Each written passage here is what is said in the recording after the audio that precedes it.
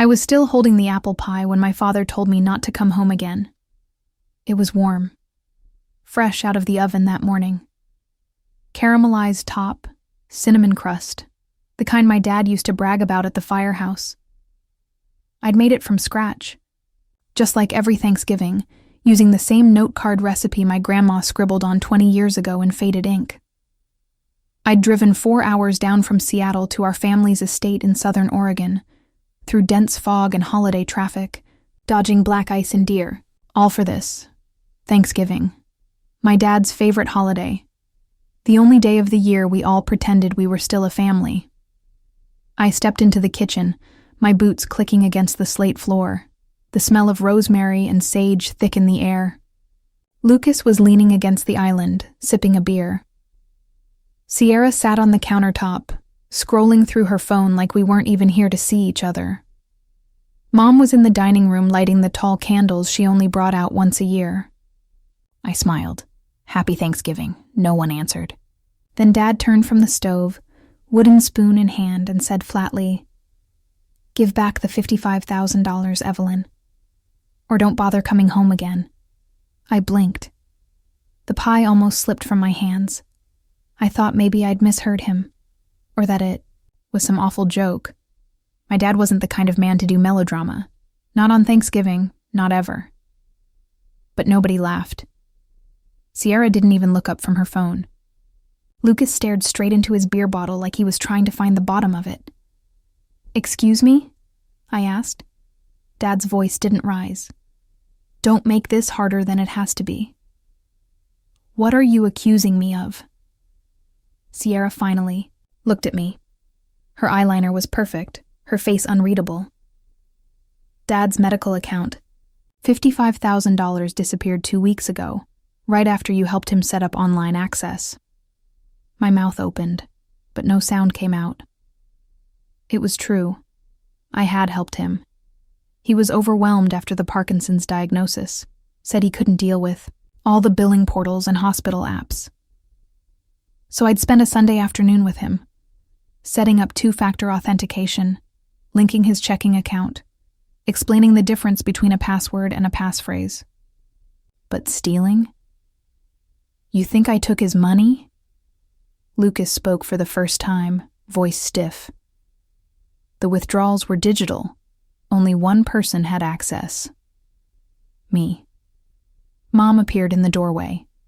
She didn't say anything. Didn't meet my eyes. Just pressed a cloth napkin to her lips and looked like she might throw up. I stood there for a moment, pie still in my hands, suddenly heavier than before. That's when it hit me. The pie, the drive, the family traditions. None of it mattered anymore. I wasn't their daughter today. I was a suspect. I set the pie gently on the counter. The tin clicked faintly against the granite. I didn't cry. I didn't scream. I just picked up my coat from the back of a chair, slid it on slowly. "You have until Monday," my father said, his voice lower now. "Then we go to the police." I walked out the front door into the gray Oregon cold, boots crunching against gravel, the scent of herbs and turkey fading behind me. The pie was still on the counter, untouched. The motel smelled like wet carpet and something vaguely burnt. Maybe popcorn, maybe despair. I dropped my overnight bag onto the bed and sat on the edge, still wearing my coat. My hands were shaking, not because I was cold, because I'd just been exiled by the people who were supposed to love me unconditionally. A fluorescent light buzzed above me, flickering once. My reflection stared back from the dark window, makeup smudged, eyes hollow. I looked like a ghost. In my own life. 1 minute I was bringing pie and holiday cheer. The next, I was public enemy number 1 in my own family.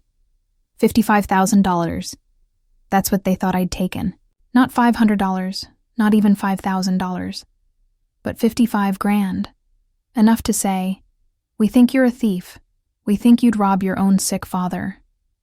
And the worst part? I wasn't surprised, not completely.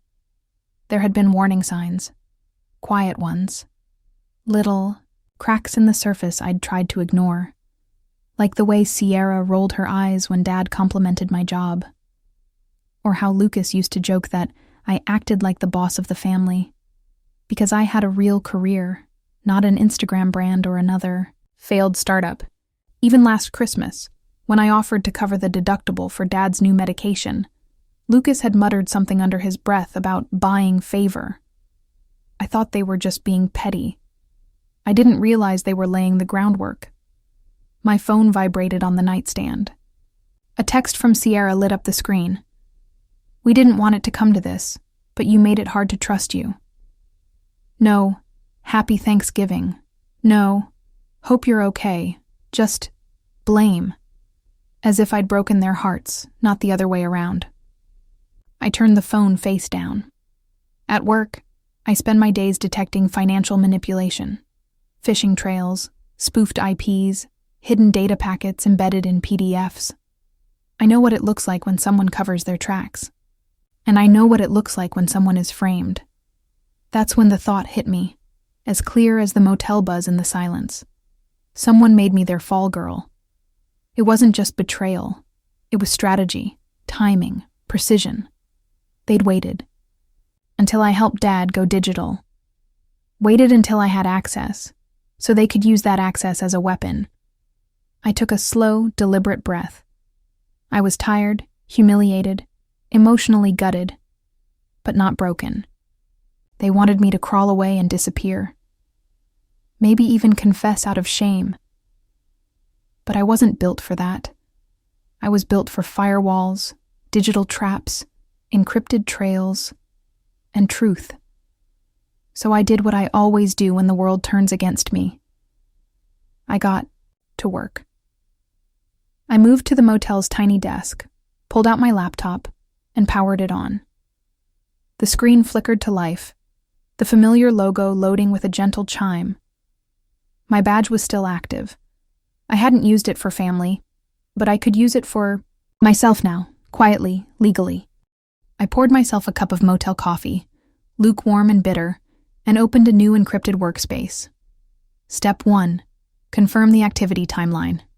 Step 2, access device logs. Step 3, find the pattern. I'd built a career uncovering the digital footprints people thought were invisible. And now, I was going to follow those prints back to the source. Because money doesn't just vanish, it gets moved.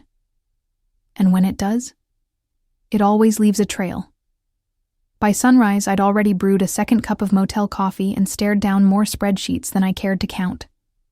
I'd started with Dad's bank account, his medical fund at Pacific West Credit Union.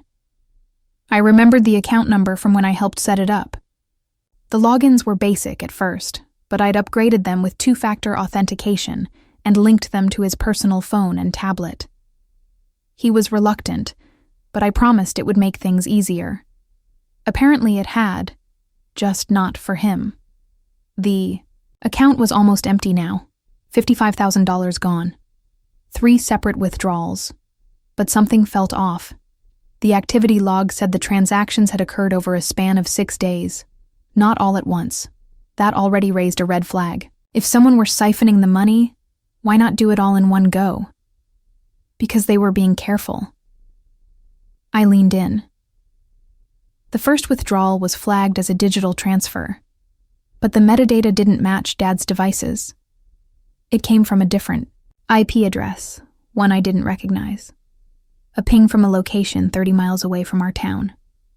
Not Dad's house, not mine. And the second one? Stranger still, it was marked as an in-person withdrawal at a local branch, a branch that closed at 5 p.m. I checked the timestamp, 5:42 p.m. Odd. Banks don't process in-person cash-outs after closing, which meant either someone backdated the log or it was keyed in manually. That's when I knew something wasn't right. I opened a secure channel and messaged Kira, a data analyst on our internal fraud investigation team. I didn't tell her this was personal. I just said I needed to cross-check some banking data for a compliance concern related to senior identity spoofing, not a total lie. I gave her a name, a branch location, and a range of 6 days. 20 minutes later, she messaged back. You'll want to look at these 3 withdrawals, Oct 12, 14, and 17, each under federal reporting threshold. Pulled in person. Tell me if you need the footage. Yes, I needed the footage. I stared at the timestamps. October 12th, I was in Toronto for a cybersecurity summit. October 14th, I was giving a keynote at the convention.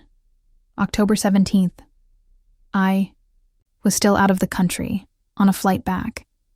I pulled up my itinerary and matched it. No way I could have made those transactions. Not unless I'd developed teleportation. This wasn't just a misunderstanding. This was planted. I requested the ATM and teller counter footage from those 3 days. It might be grainy. It might not be usable. But if I was being framed, this would be the place it would show. I stared at my inbox, waiting. Minutes passed. Then the first file arrived.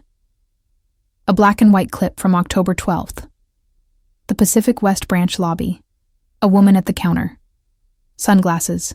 Hoodie. Ponytail tucked under a cap. She kept her head down. Fidgeted a lot. Turned slightly toward the camera, and that's when I saw it. Her jawline. Her nails. Her voice when she leaned in to answer the teller's question, barely audible over the lobby chatter. Sierra. My sister. My throat went dry.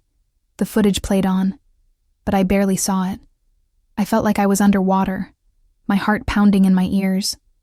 She handed over a form, showed an ID, signed something, and same nervous tapping she used to do when we were kids and she got caught lying. I clicked on the second video, hands trembling. October 14th. Another withdrawal. And this time, it wasn't Sierra. It was Lucas. I didn't realize I was holding my breath until the second video ended. Lucas. Calm. Smiling. Wearing that same navy quarter-zip sweater he always wore when he wanted to look trustworthy. He stood at the teller window like he belonged there, like he had nothing to hide. The teller even laughed at something he said. He signed off the withdrawal form with casual confidence, not a flicker of hesitation. It was all right there. My own siblings, walking into a bank with our father's identity, draining his account in broad daylight. Not once, not impulsively, but deliberately, together. And somehow, I was the thief? I clicked open the third and final video, October 17th, Sierra again. This time she ditched the hoodie for a camel trench coat. New sunglasses, different hairstyle. But the same nervous energy, like she was performing a role just barely outside her comfort zone. I paused the video mid-frame. Her hand rested on the counter. French-tipped nails. A silver ring I gave her 5 birthdays ago. She tapped the counter again and again as she waited for the cash. I had seen that tap before. That exact rhythm. It used to mean, don't rat me out. Now, it meant something else. You won't catch me. But she was wrong. I stared at the 3 thumbnails. 3 different days, same account, same method. My father's name on the forms. His signature forged with frightening accuracy. His trust, shattered. And all of it, while I was out of the country. How did they get his ID? His account info? The security setup. Then something clicked. 2 weeks before I helped Dad set up online banking, he'd had outpatient surgery at St. Helens Medical. Nothing major, just diagnostic scans and blood work. I couldn't be there. I had a work deadline.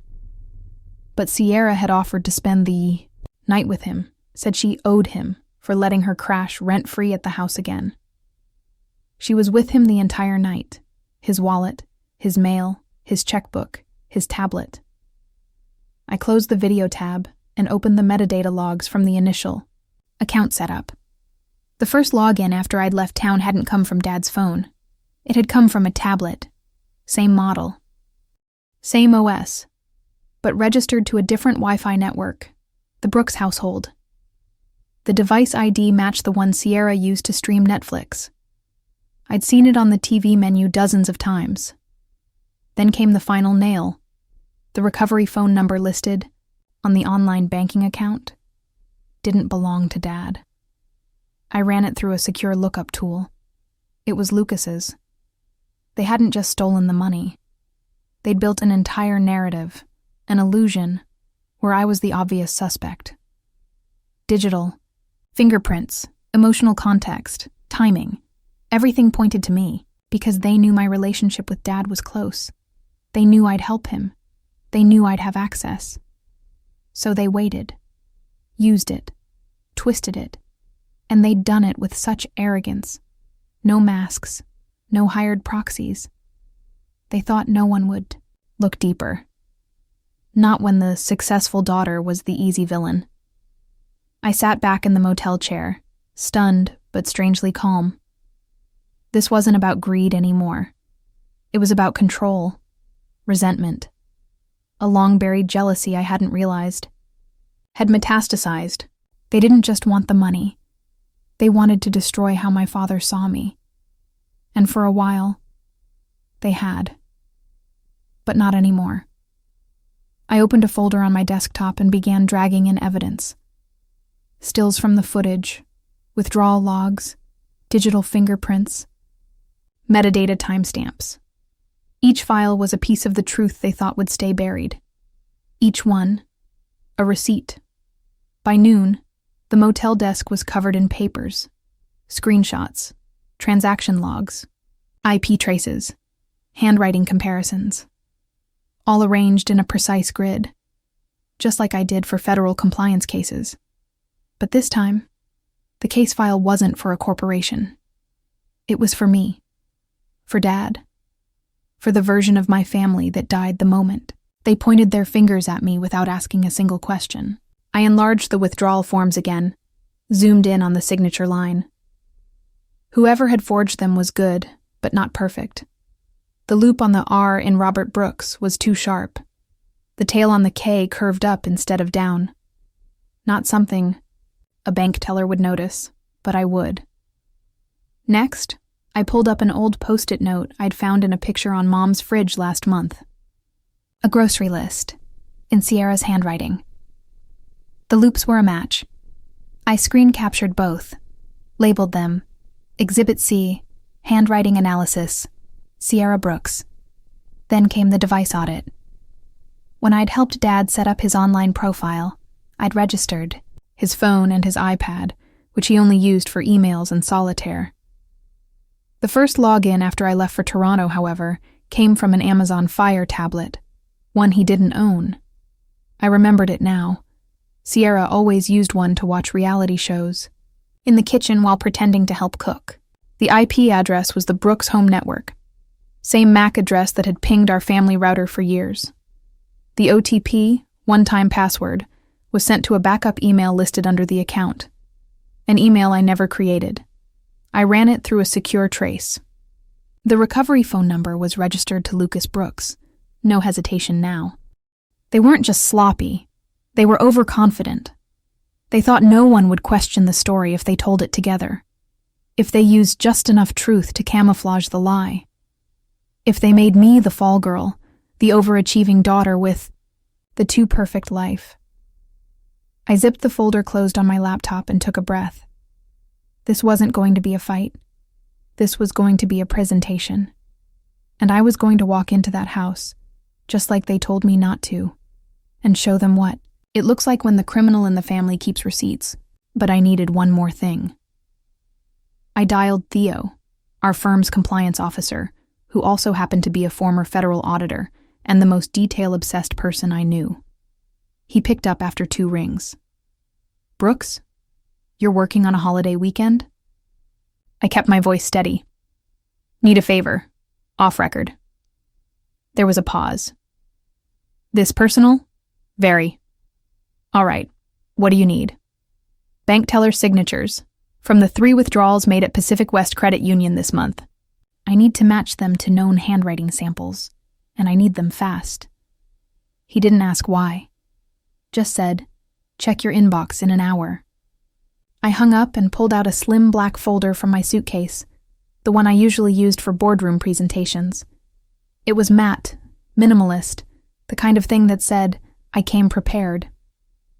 Inside, I slid the photos, documents, and metadata screenshots into plastic sleeves, each page in order, each truth documented and sharpened like a blade. I didn't know how the confrontation would go, but I knew this. I wasn't showing up to defend myself. I was showing up to prosecute. I didn't call ahead, didn't text, didn't warn them I was coming. I just drove 4 hours down I-5, past the same fog-draped fields I'd crossed days earlier. The sun was low, casting that golden slant you only see between Halloween and Christmas. It used to make the house feel warm, like something out of a childhood memory. Now, it just made everything look fake. The driveway was full. Lucas's SUV, Sierra's hatchback, Dad's old sedan. No guests, just family. I parked at the curb. The black presentation folder sat on the passenger seat like a loaded weapon. Inside, timestamps, signatures, surveillance footage, metadata. Every pixel of betrayal organized and ready.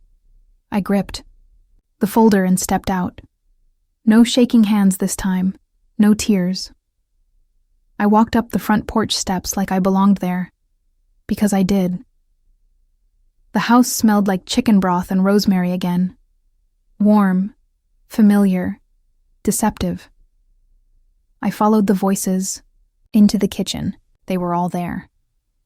Sierra perched on the countertop with a mug in her hand, swinging her legs like a teenager. Lucas leaning against the fridge, arms crossed, his expression unreadable. Mom drying dishes at the sink. Dad stirring a pot on the stove. They looked up when I walked in, and everything stopped. No one said a word. I crossed the room, set the folder gently on the kitchen island, the same spot where we used to roll out cookie dough, where Sierra once dropped a birthday cake and cried until Dad bought her another one. I opened the folder. "You believed I stole from Dad," I said calmly. "Let me show you what really happened." I pulled out the first photo, a black and white still from the bank camera. Sierra, October 12th, sunglasses, hoodie, $20,000. Her face went pale. Next, Lucas, October 14th. Smiling, signing forms like he owned the account. $20,000. Then Sierra again. October 17th. Different glasses, same pattern. $15,000. Total, $55,000. All in person, all with Dad's ID. I laid down the withdrawal slips, then the teller's signature comparisons, then the metadata from the account setup, linking the first login to a tablet registered to the home Wi-Fi. The one Sierra used. Finally, the recovery phone number. I pushed it forward. "This number," I said, "belongs to you, Lucas." No. One moved. Not even Sierra. Dad had stopped stirring. Mom held the dish towel in both hands, frozen. I looked at her. "You told me not to come back unless I returned the money, but you never asked me if I took it." Silence. Then Sierra spoke. Her voice brittle, defensive. "You always get everything, Evelyn. The job, the praise, the attention. I just wanted to level the playing field." I stared at her, stunned. "You didn't level anything," I said. "You burned it." Lucas looked away, jaw clenched. Mom stepped forward slowly. Her voice cracked.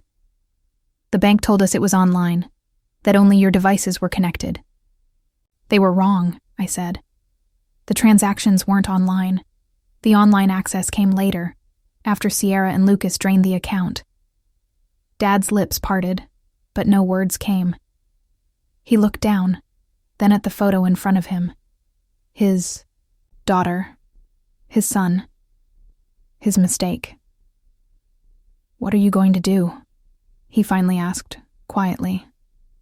I met his eyes. "I'm not pressing charges, but I've sent everything to the family attorney. You can decide what happens next." I gathered the remaining documents, slipped them back into the folder. "You said not to come home unless I returned the money," I said. "I didn't take the money." I looked around the room. But I brought the truth. Then I turned and walked out. No one followed me out. The door clicked shut behind me like a final sentence, and the cold air hit harder than I expected. I stood for a moment on the front porch, folder in hand, watching the soft glow of the kitchen light through the window. No one moved. No one came running after me. No, "Wait, let's talk." No apology, just silence. I walked to my car, opened the door, and sat down. The engine ticked as it cooled, the last heat from the drive still radiating through the vents. The folder rested on the passenger seat, same as before. But now, it felt lighter. Or maybe I didn't drive off immediately. I waited.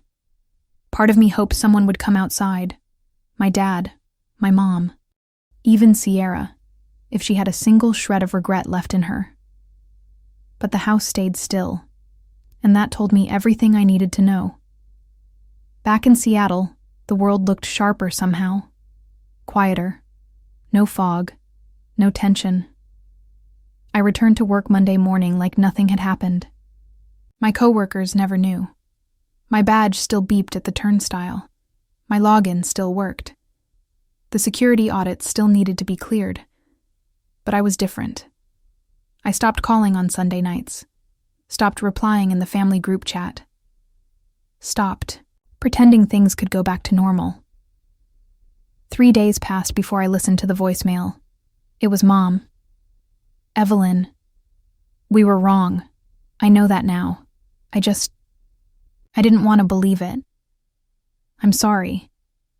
I don't expect you to forgive us. I just needed you to know. The house feels empty." She hung up before the minute was over. No mention of Sierra, no mention of Lucas, no request to come home, just silence wrapped in a whisper. 2 weeks later, a letter arrived. Real envelope, handwritten address. Inside was a photo. Me, Sierra, Lucas, back porch. Ages 6, 8, and 10.